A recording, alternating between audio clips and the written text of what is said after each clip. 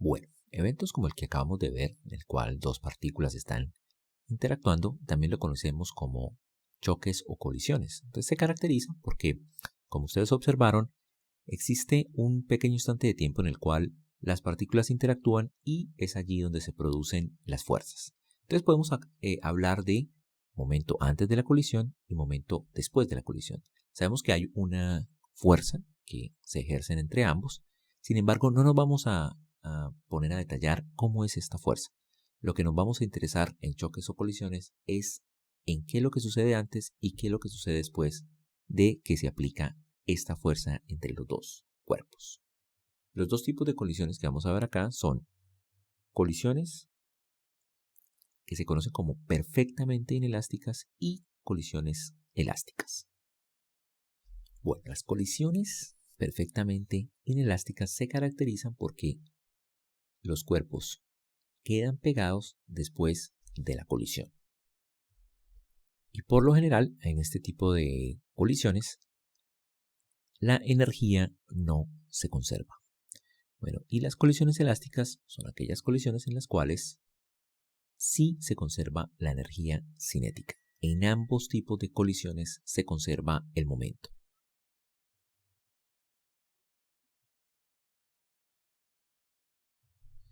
Bueno, empecemos entonces estudiando las colisiones perfectamente inelásticas.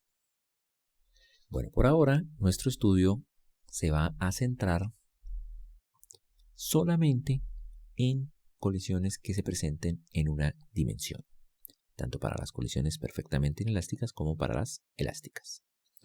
Supongamos entonces que tenemos dos cuerpos que tienen cada uno su velocidad inicial y van uno frente al otro. Tenemos entonces nuestro cuerpo m1 que va en esta dirección con velocidad del cuerpo 1 inicial. Y tenemos nuestro cuerpo 2 cuya velocidad la vamos a llamar velocidad 2 inicial. Esto es antes de que colisionen. Supongamos entonces que ellas colisionan y quedan pegadas de la siguiente manera.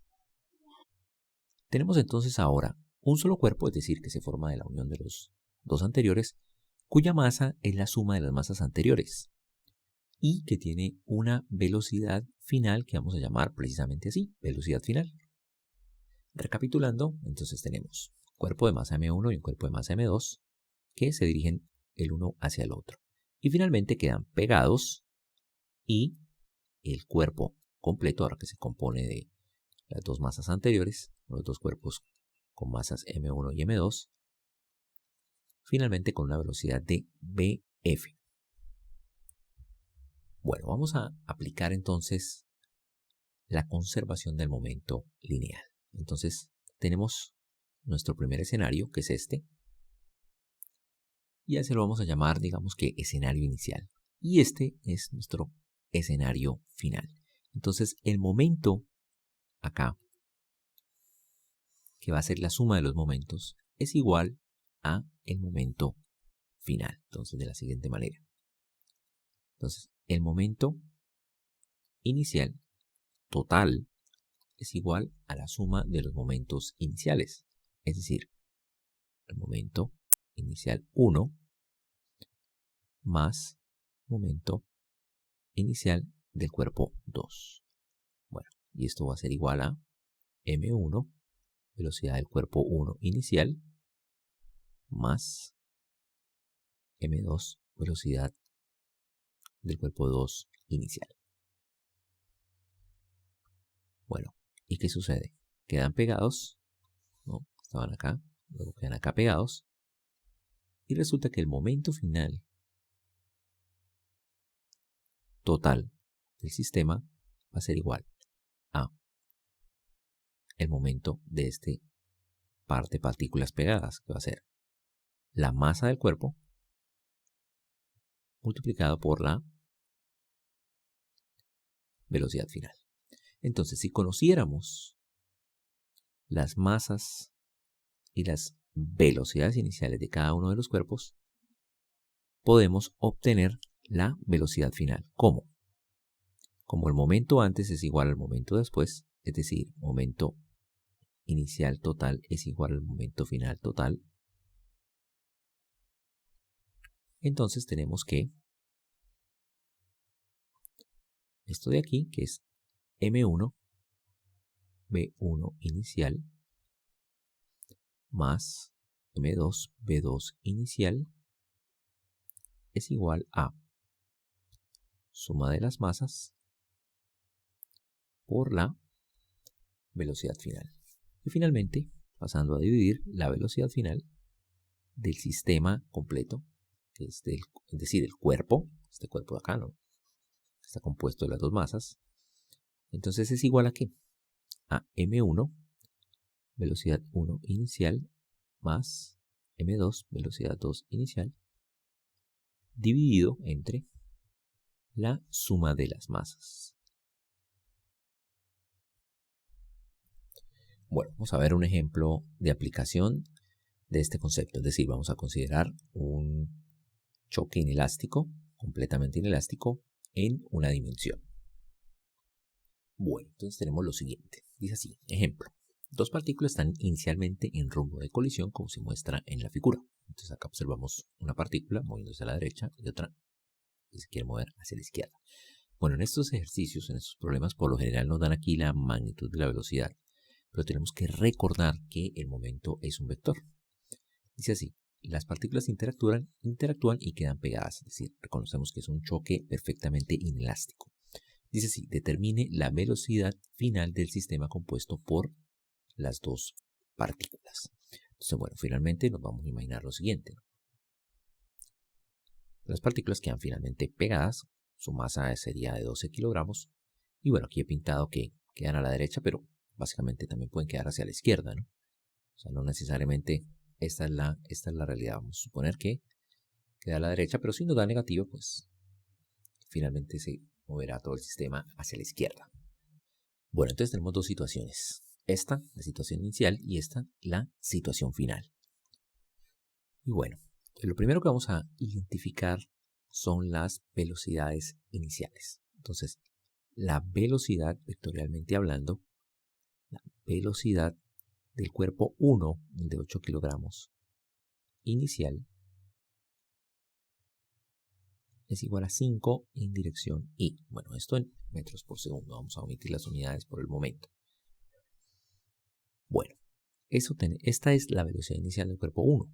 Ahora, la velocidad del cuerpo 2 inicial sería igual a 3, que es la magnitud, pero va hacia la izquierda, ¿no? Entonces sería menos 3 y. Y ya tenemos identificadas las dos velocidades iniciales. Las masas nos las dan, ¿no? 8 y 4. Y ya podemos entonces aplicar nuestra ley de conservación de momento. Desde la situación inicial, el momento inicial total va a ser igual a la masa 1, en este caso sería 8, multiplicado por la velocidad 1 inicial, que sería 5 en dirección y, más la masa del cuerpo 2, que sería 4, multiplicado por la velocidad del cuerpo 2 inicial. Bueno, y finalmente el momento total inicial sería igual a 40i menos 8i. Esto es igual a 32i. Bueno, es buen momento de hablar de las unidades de P, ¿no? ¿A qué es igual P? Masa por velocidad. Entonces tenemos kilogramos, metros por segundo. Esas son las unidades de momento. Bueno, ¿qué hay de el momento final? El momento final es simplemente la velocidad final multiplicado por la masa. Entonces tendríamos 12 por la velocidad final. Bueno, en este caso sabemos que esa velocidad final, vamos a ponerla acá, está también en la dirección y. Es decir, estamos tratando un problema unidimensional. Entonces, la velocidad final la vamos a escribir como un número que puede ser positivo o negativo en la dirección y. Y tenemos entonces lo final en la dirección y. Ahora, el momento antes es igual al momento después. Entonces tenemos que el momento inicial es igual al momento final. Eso implica que momento inicial sería 32 y es igual a 12 B sub F en dirección I. Y de esta ecuación obtenemos que P sub F es igual a 32 dividido entre 12. Y eso es igual a 8 tercios metros sobre segundo. Bueno, B sub F puede ser un número positivo o negativo, ¿no? Es este que está acá. Como nos dio positivo, entonces la velocidad final, vectorialmente hablando, será igual a 8 tercios en dirección I. Entonces sí, finalmente los dos cuerpos quedan pegados y se van hacia la derecha. Bueno, ¿tiene esto sentido? Resulta que teníamos una masa de 8 kilogramos a 5 metros por segundo y tenemos acá un cuerpo de masa 4 a 3. Entonces digamos que de cierta manera este está más débil que este tanto en masa como en velocidad. Por eso cuando quedan pegados, este se lo lleva hacia la derecha.